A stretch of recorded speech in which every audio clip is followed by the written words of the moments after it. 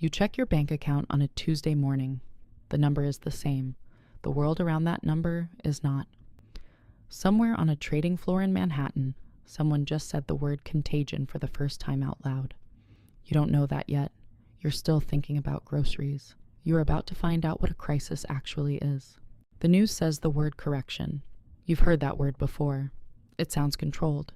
It sounds temporary. Market's correct. That's normal. You go to work. You check your portfolio at lunch. Down 3%. You don't sell. You've been told not to sell. That evening, a hedge fund in Connecticut stops answering calls. It manages $14 billion. By midnight, 3 more funds have frozen redemptions. You don't know this. You're watching a series. The episode ends on a cliffhanger. So does the financial system. You just don't know it yet. Day 3. The word recession starts appearing in headlines. Not possible recession, just recession. The grammar has already shifted. Your company sends an email. Town hall meeting scheduled. Mandatory attendance. You know what that means. You check your 401k. Down 11%. You feel your chest tighten. You close the app. You tell yourself it will come back. The meeting happens on a Thursday. Your manager uses the phrase restructuring for agility. 2 people from your floor are gone by Friday. You are not one of them. You feel relief. Then you feel guilty for feeling relief. Then you stop feeling anything. You are not losing yet. You are watching other people lose. Week 2. The central bank cuts rates by 0.5 point. The market rallies for 6 hours. Then it falls harder. You start checking your phone every 20 minutes. The number gets smaller every time. You stop talking about it with your partner. They stop talking about it first. You are not investing anymore. You are spectating your own financial collapse in real time. Your neighbor loses his job. He worked in commercial real estate. You bring him groceries. He doesn't make eye contact. You realize something.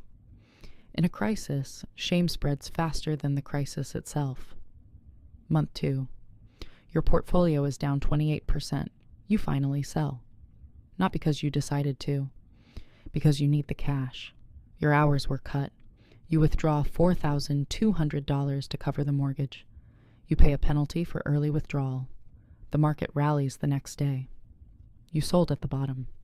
Month 4. You are let go. The words they use are workforce optimization. You are given 2 weeks severance. You've been there 6 years. You are a line in a spreadsheet in a building you will never see.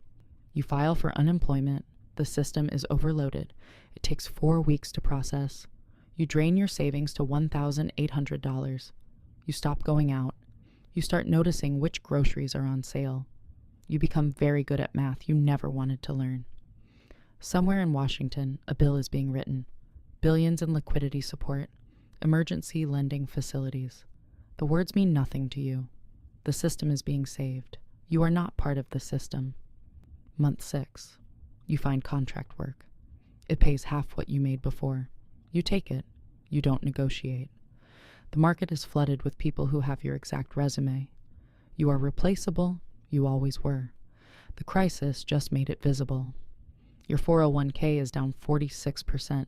You stop checking, not because you don't care, because caring doesn't change the number. Month 9. The news says recovery. The market is up 18% from the bottom. You are still unemployed. Your savings account has $340 in it. The recovery is not for you. It was never for you. A bank that collapsed in month 3 is restructured. The executives are gone. The shareholders are wiped out. The bondholders are made whole. Taxpayers absorb the rest. You are a taxpayer. You just saved a bank that wouldn't give you a loan. You apply for 48 jobs. You get 2 interviews. You get 0 offers. You are not bitter. Bitterness is a luxury. Month 12, you find full-time work. The pay is 30% less than before. The title is 2 levels lower. You accept it in under 4 minutes. You feel grateful. The machine has trained you well. Your portfolio has recovered to down 22%. If you had held, you'd be down 22%. Because you sold, you're down 51%. The difference is $18,000. You will never get that back. Year 2. You have rebuilt $4,000 in savings. It took 2 years to save what you drained in 2 months. You don't invest it, you keep it in cash. The crisis didn't just take your money, it took your belief in the future. Somewhere in Lower Manhattan, a trader just made $3 million on a volatility bet. He was short during the collapse. He bought at the bottom. You were in the same crisis. You had opposite outcomes. The system is not broken. This is what it was designed to do. Your neighbor sold his house at a loss. Someone bought it for cash. The crisis created a transfer. Wealth moved from people who needed to sell to people who had the time to wait. Year 5. You are back. Not to where you were, but to something that resembles normal. You have a job. You have savings. You have stopped flinching every time you check your account. You don't talk about it anymore. No one does. The people who didn't live through it don't want to hear it. The people who did don't want to remember it. The crisis becomes a gap in your biography that you step over in conversation. You start investing again. Small amounts. You diversify. You rebalance. You do everything right. And somewhere in the back of your mind, you are waiting for it to happen again. Because you know now what you didn't know before. The system doesn't end. It resets. Year 12. You see the signs again. Yield curve inversion. Credit spreads widening. The language is familiar now. You were here before. You sell early this time. Not all of it. Just enough. You move to cash. You wait. Your friends call it paranoia. The market keeps climbing. You feel neither stupid nor smart. You just feel ready. And then it happens again. Different trigger. Same outcome. The language hasn't changed. The design hasn't changed. But you have. This time you don't panic. You don't check your phone every hour. You don't sell at the bottom. The only thing the last crisis prepared you for is the next one. The market falls 34%. You are down 11%. You didn't time it perfectly. No one does. But you protected what mattered. That is the only victory the system allows. Year 18.